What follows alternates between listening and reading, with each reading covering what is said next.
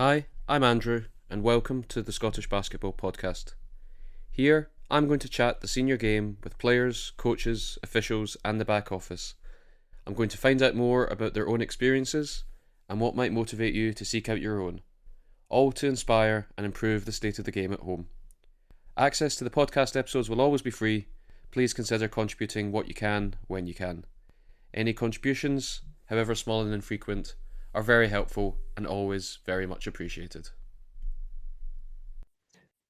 Neil Harrow is a basketball coach from the town of East Kilbride, an alumni of the University of the West of Scotland and Valdosta State University. Neil has coached with BQ Martinenc in Barcelona, Valdosta State, Troy, James Madison, and is currently head coach with Long Island University in Division 1 of the NCAA.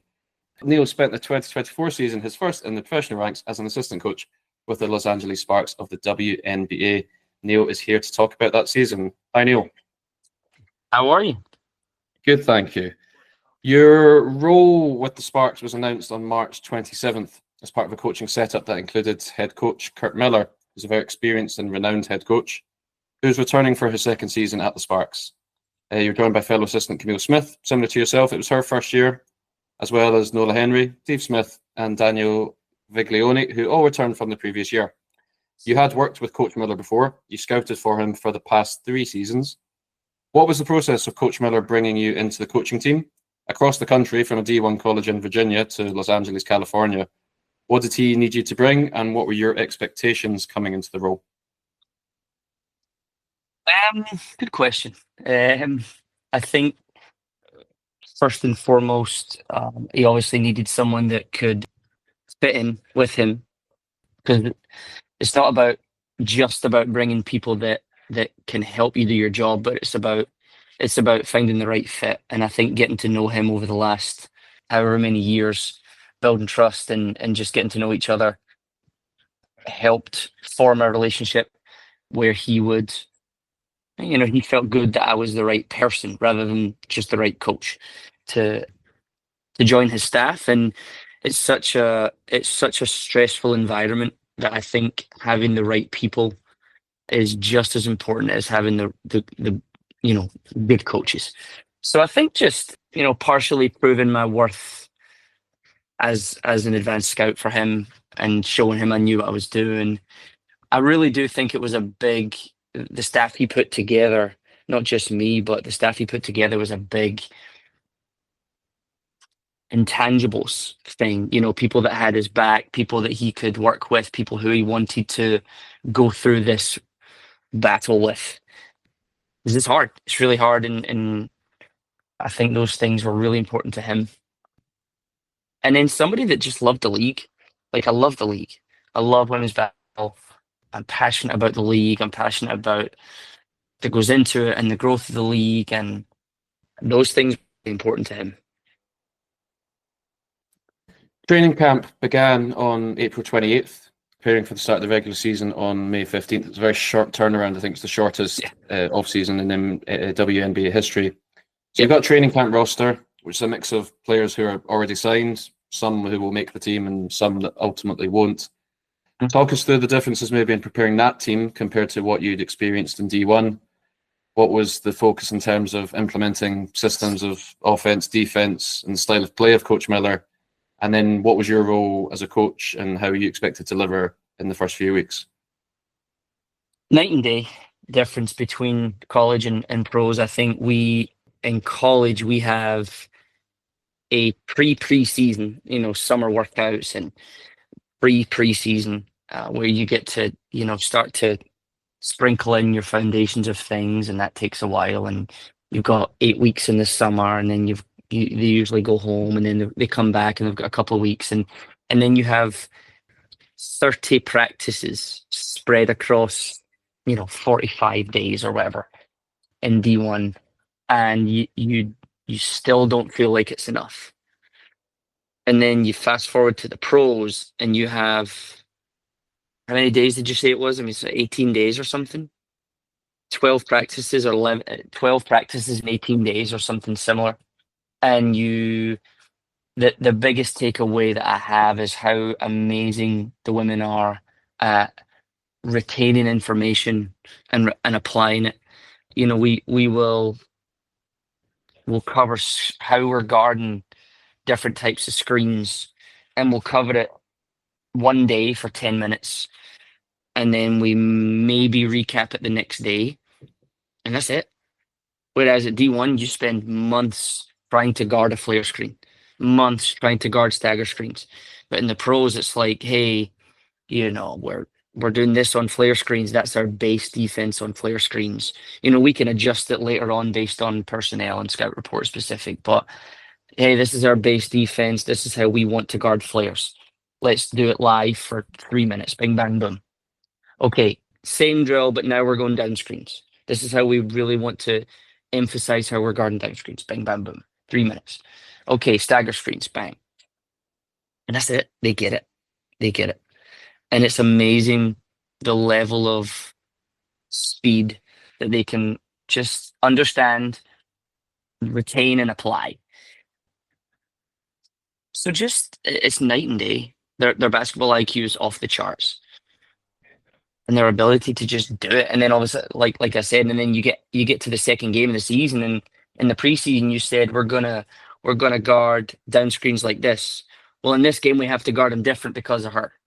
Okay, boom, walk through it, done, retained, applied. It's just amazing.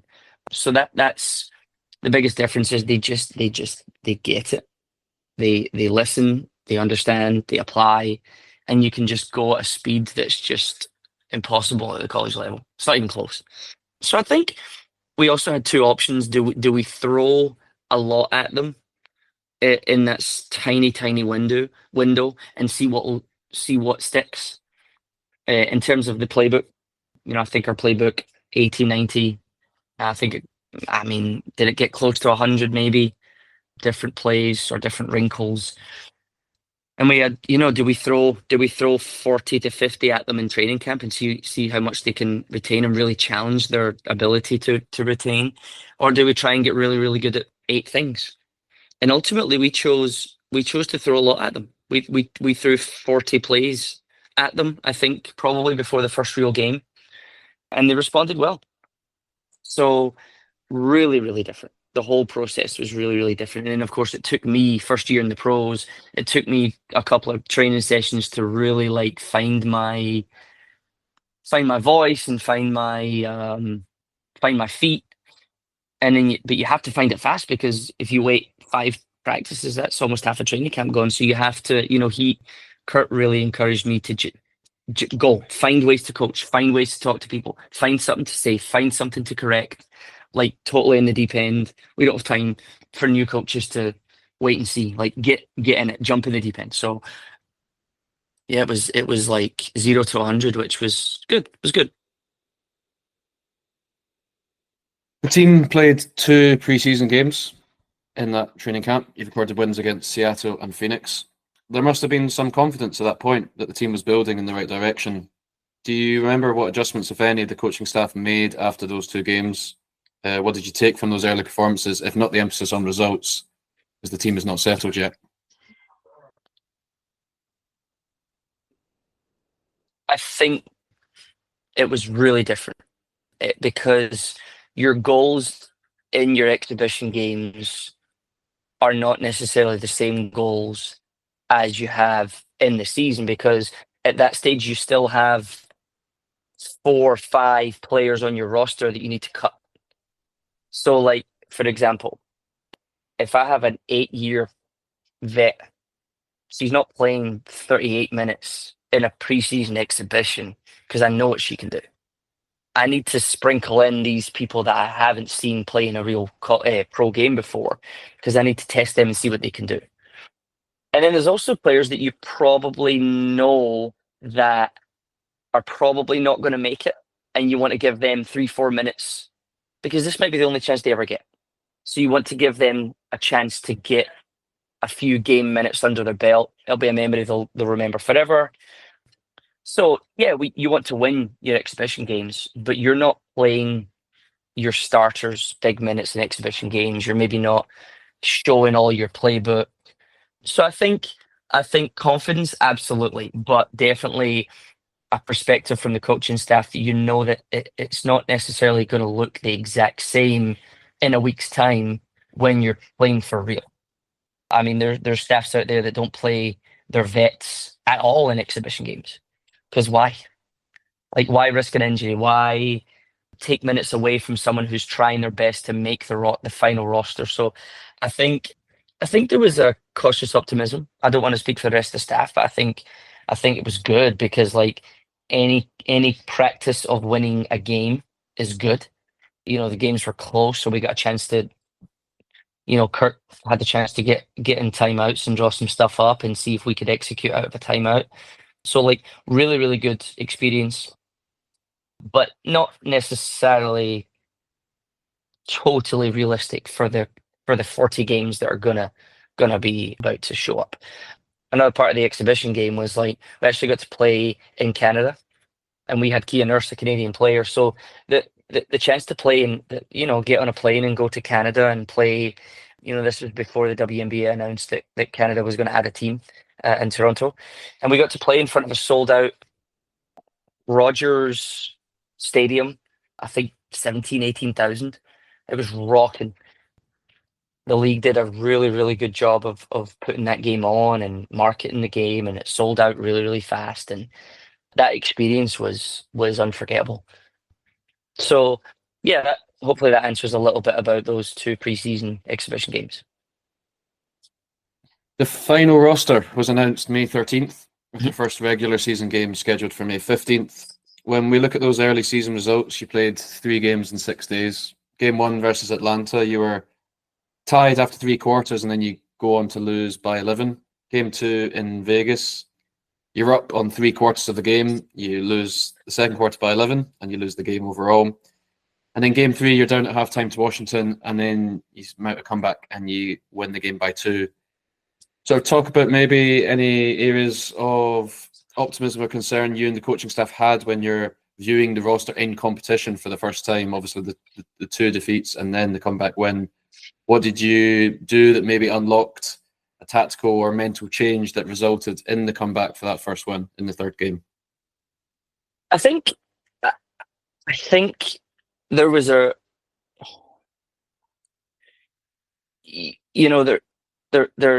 there was a sense of being realistic in what we were trying to do and trying to achieve. It wasn't all going to be based on wins and losses for us.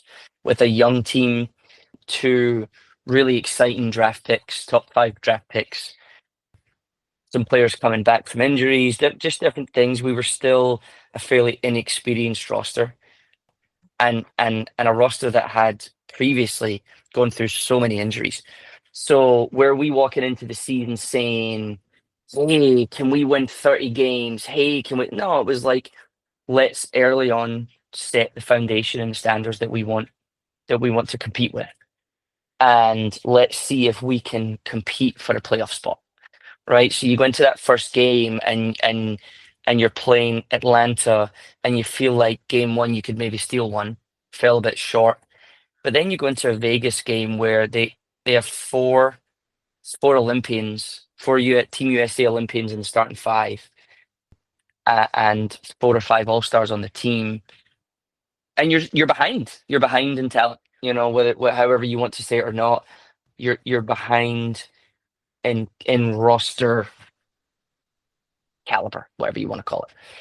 So I think then you're looking at, okay, what are our standards when we're up against, this level of talent or adversity, or call it whatever you want to call it. And I thought we competed. I remember coming away from that game thinking that we had frustrated, the staff was frustrated because we had a chance to win. And that's different emotions, because you're sitting there saying, oh, if we'd have done this, this, and this, you're beating Vegas. And then you go to the end of it and you go, huh, we're 7 points away from Vegas, who is a championship team, is a team with Asia Wilson, arguably the best player in the world. At that time, Chelsea Gray, arguably the best point guard in the world. Kelsey Plum, top 10 scorer in the league. Jackie Young, a very, very underrated, tremendous, again, a top 20 player in the league, and an all-star and an Olympian. I think she started on Team USA, you know? So like, okay, like a little bit of optimism. And then I think that carried on We competed every game. I think then it carried on, obviously, to the Washington win. I felt Washington was really well coached. I think Mike Tebow did a really, Eric, sorry, did a really, really good job coaching that team. Well coached, played hard. So that was a really solid win for us early at home.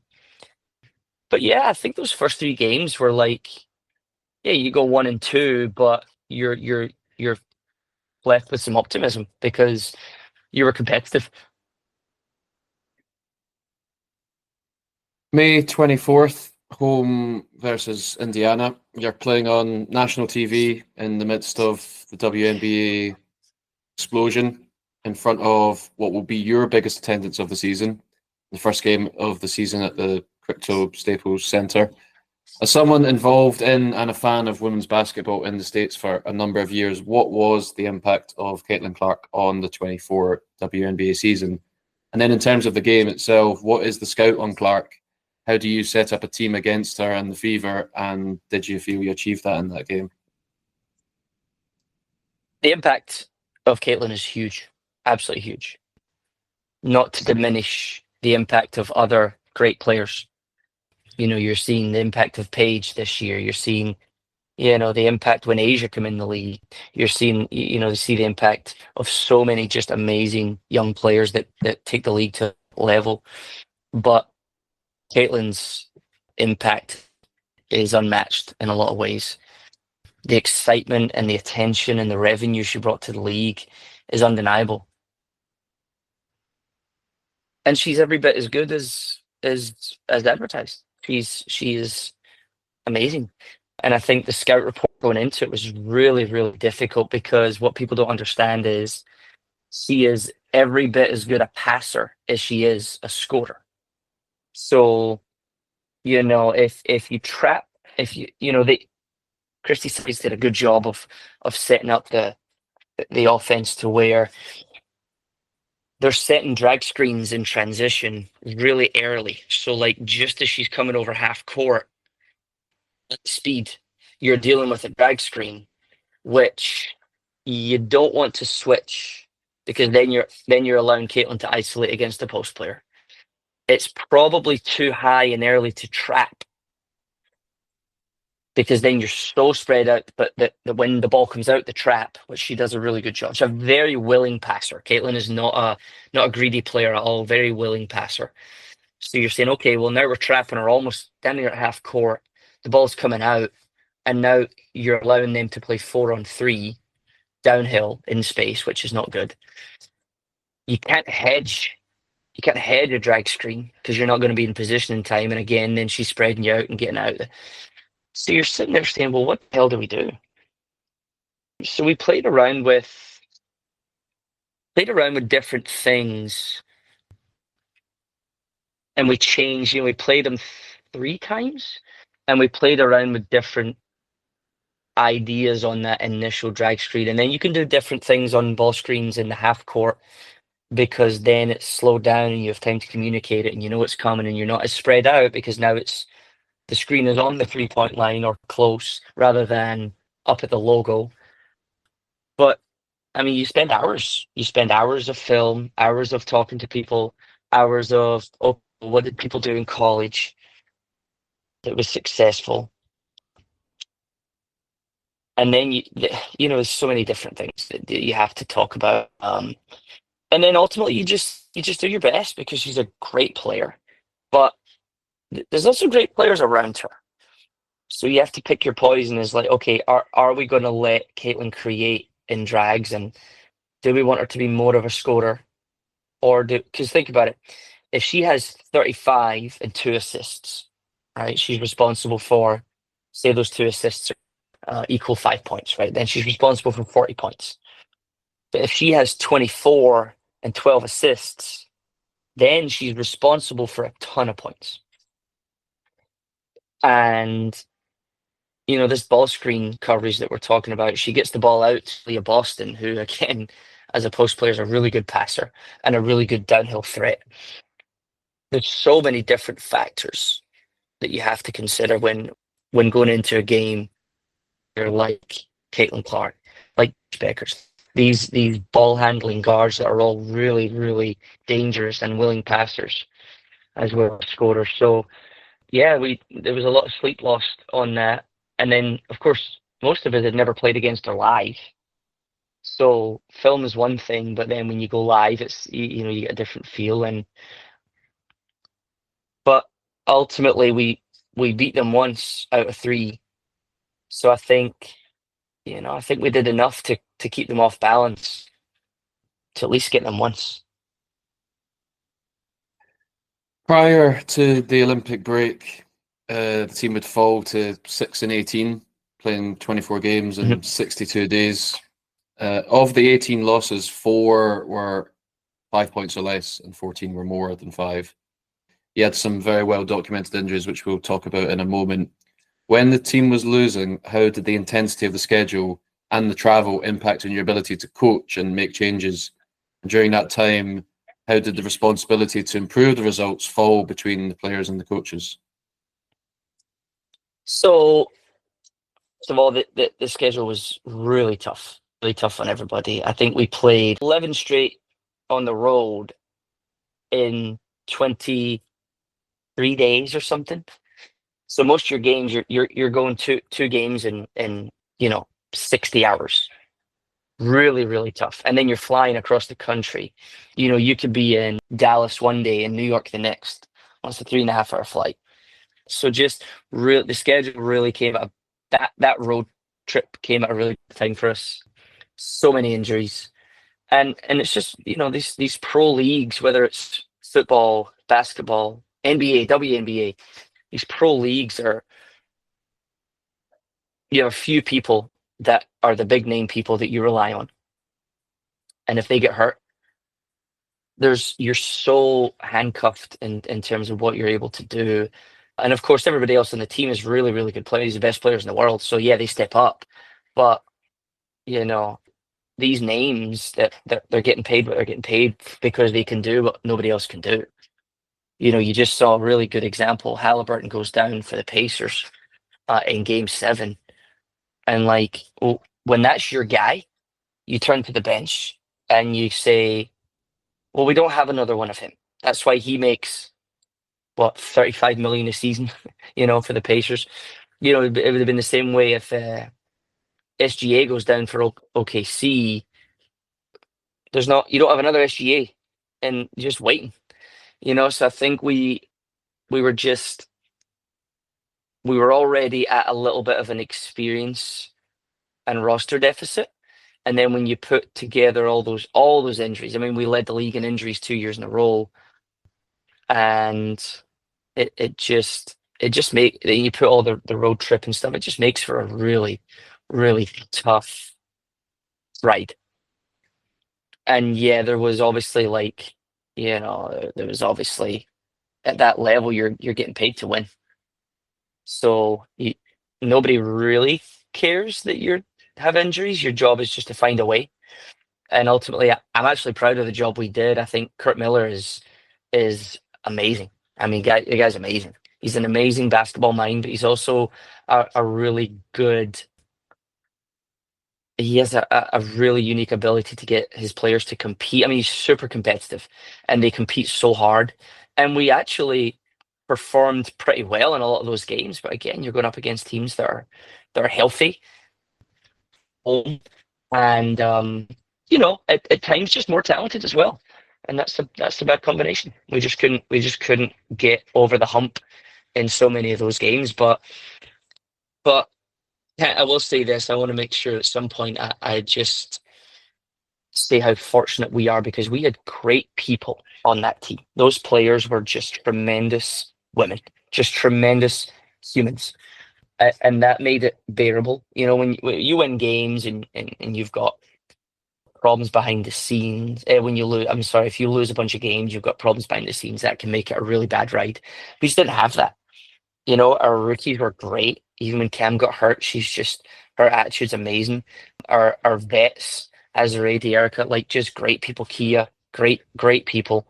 And then we had a bunch of people coming in on 10-day contracts that, you know, they're sitting on their sofa on a Tuesday night, and on Wednesday morning they're flying to Dallas to help us try and win games. And and they were great. We were really lucky at the quality of human that we had on that team. So I'm grateful for that. I'm grateful for the fact that they handled everything well. They took it in stride and competed, and yeah, we just came up short. It's really hard to win in that league. Yeah, so there was a break in the 2024 season for the Paris Olympics.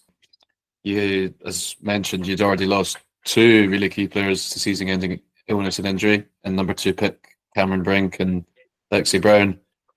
Was the break viewed as coming at a good or bad time? What was the mood like in camp? And I suppose when you're dealing with the impact of those injuries, the record so far, what was the renewed focus going into the second half of the season? I think it came at a good time mentally as much as physically. We're just coming off that huge road trip, so physically people were really tired. And honestly, man, we had the people that were out, like you said, like Cam, but like there was other ones playing through injuries that meant that they were not at their best. And you know that stuff that people don't, you don't know if somebody's playing through a sore ankle or an illness or whatever. Could be anything, right? Sprained wrist. So I give them credit again. Those women were warriors and just kept on going. Nobody took, nobody gave up. So I think the mood at Olympic break was good to try and just give everyone a break and come back and just try and treat it almost as a new mini season. Like, 16 games. Like, what can we do in these 16 games? I think in a way Kurt was recharged a little bit from going away, and he was on the Team USA staff and he won his medal, and we had four Olympians going off and competing with their respective countries. So yeah, I think it gave everybody a little bit of a nice refresher. But a lot of those injuries weren't healed over that break. So I don't know how much it changed. Maybe, I don't know. Tough to say. But I think a few of them definitely felt a little bit refreshed, mentally, if not physically. The results of the second half of the season unfortunately didn't improve. There were more injuries and illness. You lost Ari McDonald for a significant portion of the season, as well as Lashaya Clarendon. Team went 2-14 in those 16 games. Again, just 35 days for an overall 8-32 record. I watched an interview with Coach Miller towards the start of the season where he mentioned the desire to improve the scoring output and the resilience of the team. In the second half of the season, there was an increase in scoring output, coupled with increased points conceded. The gap didn't really close. What adjustments do you remember making to increase scoring? And then maybe what gave or changed defensively? And on reflection, is anything could have been done different to get a better balance between the two? Good question. I think there were some tactical changes made to improve the score, and I also think that was a time where Rickea Jackson was playing really high level basketball. So we started to play through her a little bit more. That just gave us an option that first couple of weeks of the season she's still finding her feet, but she found her confidence and a sort of flow with Coach Miller, where they really, I think, together like had an understanding of how we could score. Like, hey, Rikia, I now understand this is your spots. This is how I can get you the ball there. And she just developed her confidence. It was amazing. The growth in Rikia Jackson from training camp to post Olympic break, I, I've never seen a player at any level grow this much in such a short time. She's amazing. So I think that partially Rikia getting going, and trying to think Odyssey Sims, bringing her in as a scoring threat from the guard spot was really helpful. She had a couple big games. And then defensively, I wonder if fatigue set in a little bit. I, I don't know. I don't know the defensive end. I don't think that was anything tactical. I think maybe just it could just be a coincidence of opponents played. I don't know. Maybe you get blown out 2 or 3 games, and that increases your average. I don't really know exactly on the defensive end, but I definitely remember offensively us being able to play with more middle ball screens with Odyssey Sims and just isolating Rakia. So yeah, that was definitely good. And then Esri Stevens, we did not have her the first 20 games of the season, and as a scoring forward, she had a couple of games where she really got going. So you're adding scores. You're adding Azure, you're adding Odyssey, and then add Rakia, but she certainly got going. So I think, yeah, partially personnel, a little bit of tactical stuff, and then defensively, not sure. Not sure what happened there. While the team didn't get the results you wanted overall, there were some standout individual season performances. Vicky Jackson, who you mentioned, number 4 pick at the start of the season, she ended up averaging 13.4 points a game, 3.9 rebounds, and was NBA Rookie of the Year, as well as Derica Hamby, who was an experienced, well-established forward in the league, but you could argue she had her best year ever, averaging 17 points, 9 rebounds, almost 4 assists, almost 2 steals a game. Talk about the injuries. Both of them played all 40 games. Maybe talk about your personal interactions with them during the season. Do you remember any specific moments or conversations with them that stood out? Anything that you were maybe able to unlock for them? And could you have predicted way back in training camp the seasons that the two of them would have? I think we couldn't have predicted what Rakia was going to do. We knew she was talented, but like I said, the jump that she made from training camp to right around mid-season was amazing. Rakia just needed neither of those two were my I had my group of players that I was responsible for, and neither of those Dierka and Rakia. No, I didn't have either of those two in my group. So interactions, yeah, you have them and you talk to them. Both great people. Dierka's just a pro, like in every way. She's just a great pro. Really, really nice. A great mother to her kids and a great teammate. Really easy to get along with, and the type of player you just like. You enjoy seeing her succeed because she deserves it and she works really hard at it and she does things the right way.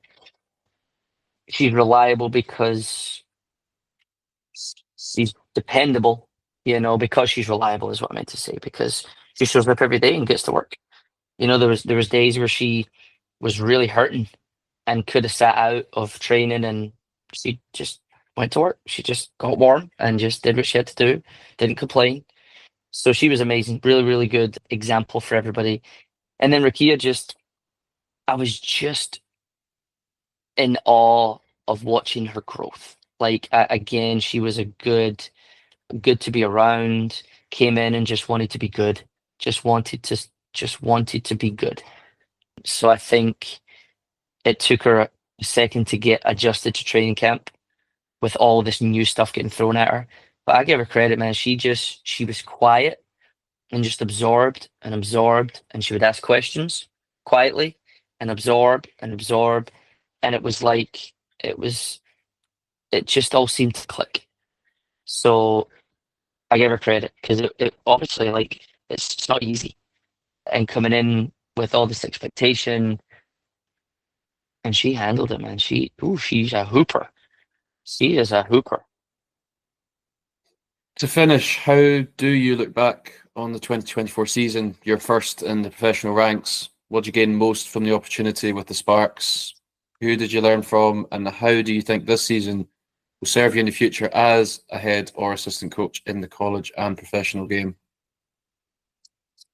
I think you learn from everybody you were around, not just Kurt, but our staff. You learn from the whole staff, different things from different people, and you learn from the players. You learn from the best teacher is just going through it. So you learn from the just going through it. Kurt Miller is amazing. He's a great coach. He has a sharp mind inside and outside of basketball. He's 2-time WNBA Coach of the Year. The guy's a college Hall of Famer in his conference.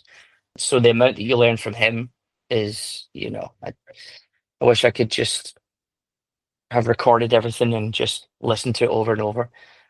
But you do, and he cares about his assistants a lot as well. Like he cares about our growth. So he was always willing to answer questions. And then I think it gave me a new perspective on basketball. It made me think about it in a little bit of a different angle, which I'll take for sure this year. In a weird way, the game has slowed down for me now. Like I see it clearer because the WNBA, the temp game is so freaking fast, so fast that now the college game has slowed down for me. So it allows me to see more and see it slower, which is good. And just working for a different type of leader has influenced how I'll lead my team. We could talk for another hour about all the things that I learned from going through it. And you know what? It gave me confidence. It gave me confidence to be like, if you can coach at this level, then like you can do anything. So I think, yeah, confidence gave me a network, gave me new friends that I've already met with two players as they come in their new teams. They've moved around and they come in and they play the Liberty, and I've met them for coffee, and it's like, this is great.